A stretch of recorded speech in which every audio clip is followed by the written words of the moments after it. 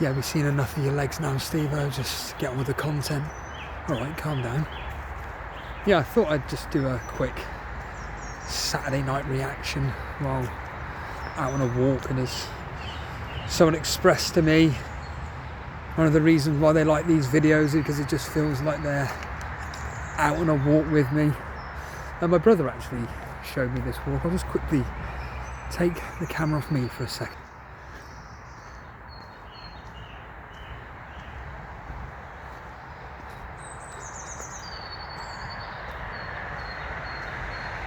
So I'm just going to go up this hill anyway. So today, yeah, I literally completely forgot about the deadline. And I mean, it had no bearing on anything to do with my team selection. I'd already selected my team, to be completely frank. Salah captain, me and Ray kind of just come to the consensus of, look, at the end of the day, the truth of the matter is that we don't know if Isaac will play or not. If he does, more than likely going to be 60, 70 minutes. Yes, he could do some damage in that time, but at least we know Salah's going to get 92 minutes. Whereas with Isaac, like I state, it could be anything. It really could be absolutely anything when it comes to his minutes, and I'm kind of content with that decision, to be honest with you. As a view of this.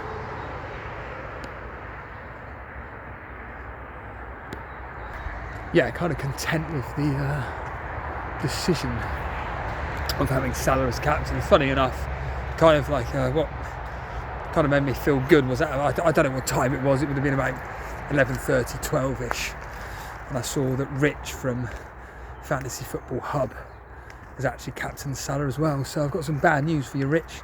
You're dropping out the top 1,000.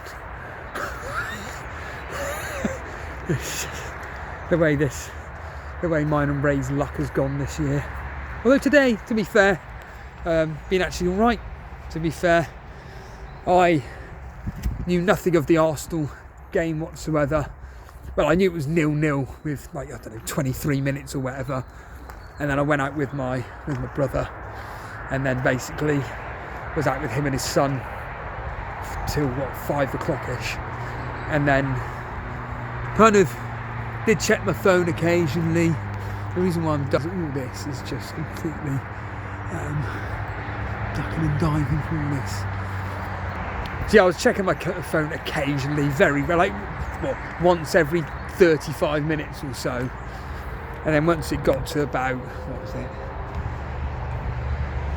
Yeah, 5 o'clock, and seeing full time of Burnley winning 2-1 and Leeds drawing and Sheffield United losing, and we're top of the fucking championship, which is just absurd.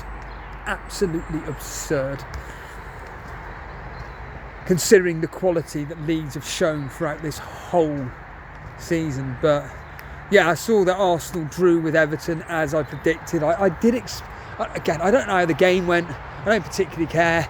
I have zero interest in Arsenal-Everton. As I explained to Dan, funnily enough, you know, when I was talking to him about, like, if I do play FPL next year. And Matt, if you're watching, I did see your fantastic comment on Patreon. I can't do any Patreon until Monday at the earliest, and don't even hold me to that, because I know I'm going to be busy on Monday as well. So it's probably going to be Tuesday when I'm going to be doing the next Patreon podcast. But Matt Smith, your comment is absolutely gold, as we're just about to.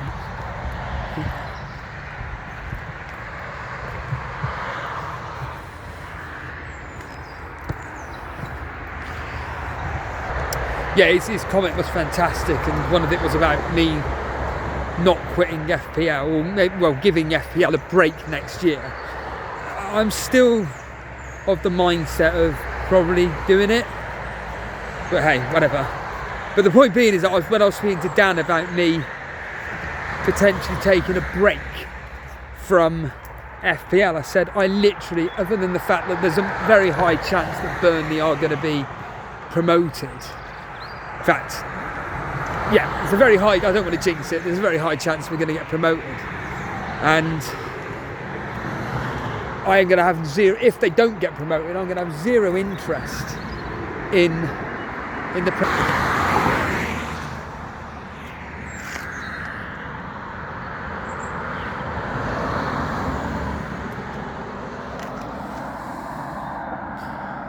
yeah, I'm going to have zero interest in the Premier League. And something that kind of an epiphany moment happened to me the other day, funny enough, when it comes to like, what the fuck do I care for, was when I was watching American Pie, the Book of Love, and essentially it got to an hour in and I realised, oh wait a minute, the irony. So no one ever comes down here, and all of a sudden, let them walk away. Be down there somewhere. I'll just deliberately walk up here, so it takes them a while to continue walking. Steve-o, you were talking to us about American Pie, Book of Love. Oh yeah. I'll just give you a view of this for now.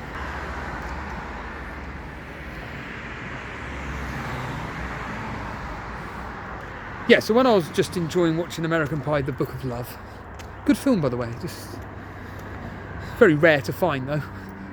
The reason why I had it is because I've been looking for it for absolutely ages, and it was part of an 8-film disc set of all the American Pies, and it just obviously it came with it, so I just thought fuck it, £6 from CEX for all 8 American Pie films. I'm winning at life. But I was just watching that film, I was an hour in during the Chelsea-Tottenham game, and there was a moment where I was like, oh yeah, Chelsea-Tottenham, I wonder what Palmer's doing, completely taking my mind off the film and just not really then thinking about wanting to watch the film anymore. It was more about caring about what Palmer was doing, so I put it on, and it was 0-0. I was just thinking, fucking hell, man, what a dire game. Could have been end-to-end for all I know. And then the next half an hour of the film, this is only an hour and a half, all I was thinking is, will Palmer get something? And some kind of ridiculous, I mean, you all do it. This pathetic, ridiculous, almost panic attack about whether Palmer is going to return or not.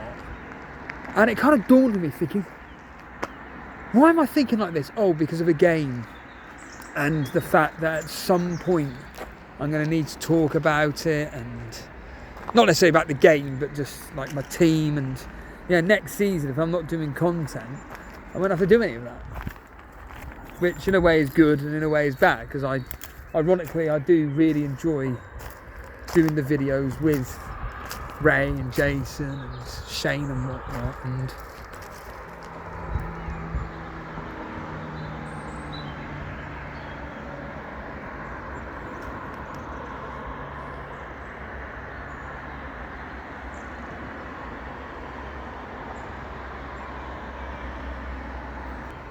I do like enjoying it, but it's just I've got to really, I mean, Gary, maybe you could help, really need to kind of stop this ridiculous thought processing of panicking about, worrying about a game I literally could not care less about in Chelsea versus Spurs, or for argument's sake just now. I mean, ironically, I literally was doing something else other than, I was basically recording a bonus Total Stever podcast for a bonus Total Stever podcast, all explained when it comes out on Monday. But yeah, I just kind of didn't want to watch anything to do with Aston Villa versus Nottingham Forest, and yeah, I was just doing something else that took my mind off it. Never even thought about the game, and then once I finished recording, I then looked at the result and whatnot. It wasn't even subconsciously playing on my mind. I was literally just went to see what the result was in general, and yeah, it ended obviously 2-1. Surprise, surprise. The Nottingham Forest defenders that I've got, as I always state, when you expect a player to do something and they don't, they'll do it in the next game. So was I expecting Nottingham Forest to keep a clean sheet against Man United? No. What did they get? A clean sheet against Man United. Was I expecting them to get a clean sheet against Aston Villa? No. Okay, admittedly they didn't get it, but the point being is that the points that they got the week before, is something you weren't expecting. And then it's the same with Mateta, all expecting to get something against Southampton. Nothing. This week against Brighton, he scores. Eze does nothing against Southampton, but he gets 2 assists today in the more harder fixture. Hoping that works with that. Oh, a minute, you'll see why I'm ducking now. That is just absolutely ridiculous. So, yeah, with like the way the games have gone today, as I stated, I thought the game between Arsenal and Everton are going to be tough. And yeah, going back to what I was saying with Dan, actually, funny enough, I was saying to Dan how, I'm just not going to care about the Premier League next year. In fact, there was something I was really thinking morbidly today when I was driving, which was, what if I just, next season, apart from Burnley, just not look at anything to do with the Premier League? Now, admittedly, again, Burnley are going to be in the Premier League, so I'm going to know about it. But man, if Burnley didn't get promoted, and I just went, right, I'm just not going to know anything about, try not to know anything about the Premier League, and then, see how I feel. I mean, it's not going to affect anything to do with my life, to be completely honest with you. But certainly, going on to today's matches with the Premier League, with the likes of, Arsenal drawing with Everton, as I said, tight games, so now they're going into the Real Madrid game. I mean, we knew that Liverpool had won the title, but now it's albeit confirmed. We then had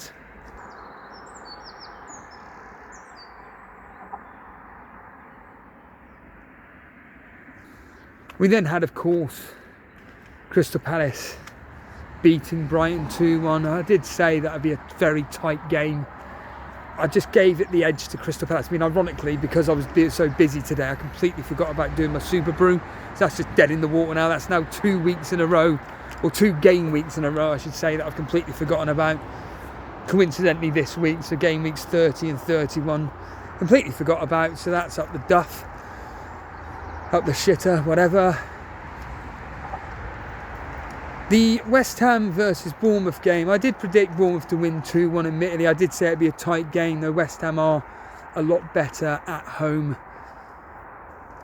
at the moment under Potter. Away from home, they're pants, but at home, they're solid enough. And getting a 2-2 draw, very respectable against Bournemouth, as patronising. Is a Bournemouth showing signs of now a case of our season's kind of over, our opportunity to maybe get to an FA Cup final, certainly get to go to Wembley in the semi-final? Has that now diminished us, and it's just really not, our season's kind of over? I don't know, but certainly, losing to, who were they playing the other day? I've completely forgotten who they were playing the other day. And then, of course, today drawing with West Ham. Yeah, that's now 1 point, and 1 point out of the last 6 available. Ooh, your maths is good. And then the other game being Ipswich losing to Wolves. I mean, they're all gone now, aren't they? I think now we're now getting to that point of the season where there's just teams which just have 0 to play for, absolute fuck all to play for now. And certainly, I think that it's now getting to the point where even I'm considering speaking to Ray about the strategy and listening into Gary's argument about it could be better to bench boost in game week 33 rather than game week 36, and because teams have got more to play for now. Maybe free hit 34, like Gary said, could be the play. But certainly, so far, like I said, I'm still happy with the way the plan is, but it's just those thought processes, those conversation pieces that me and Gary having regarding mine and Ray's chip strategy, which I still think is perfectly fine, doing free hitting double game week 33. I think it's fine. Don't have any issue with it at all. Free hitting game week 35, 33. All the threes, as they state, but yeah, obviously we had Aston Villa versus Milenkovic. I mean, my team, I think it's Henderson with 3. The games are shit today, like I said. Games are shit. Henderson with 3 points, Milenkovic with 1, Eze with 8, and Mateta with 5, 6, 6. Is it 6? Obviously, but that's not including bonus points. I've come out okay. I haven't even really looked at my rivals. I looked at the moderator league. I looked at Jason. Jason's just left his team as it is. He captained Isaac. So Jason captained Isaac. And a lot of people did. I mean, I put out a poll, some tin pot poll, about what does seem to be the general consensus of content creators who they picked for captaincy. And I mean, it came out on top with Isaac, which again makes logical sense. And I always state this with content creators: what do they know that we don't? It's like when they pick Saka, they seem to, I said it to Gary, I think it was in a voice message, it's just this annoying luck where people like me and Ray, we go, look, don't bother going with Saka because we don't know if he's going to start or not, and it's more logical, there's that word logical, to pick Palmer because this and this. Palmer does, he gets an assist, but he gets an assist, whereas Saka comes off the bench and gets some sneaky little goal and still gets 2 bonus points, which is just nut.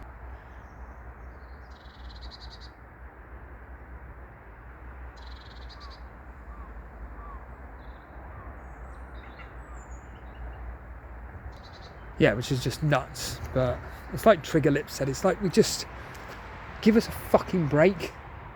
Like, just for once, FPL gods, reward us people which are actually playing logically.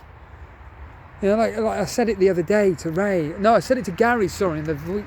Obviously I spoke to Ray about it, but I said it to Gary on the live stream yesterday. It's, if I'd have just left my team as it was, I'd have literally just left the team as it was,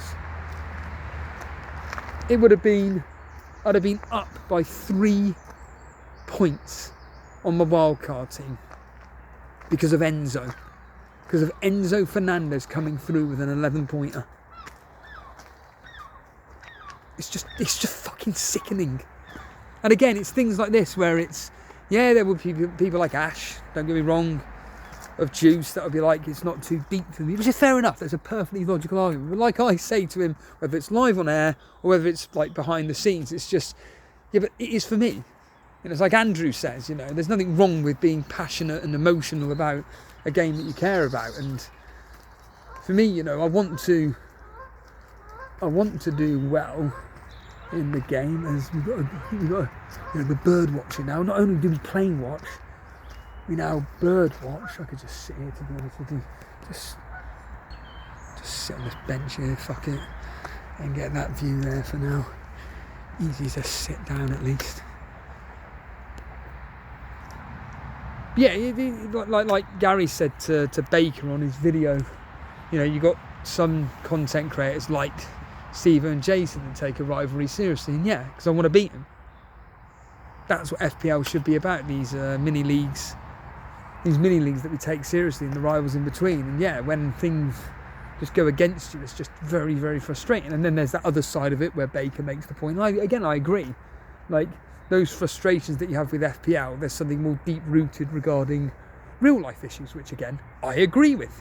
I'm not going to sit here and pretend that's not the case.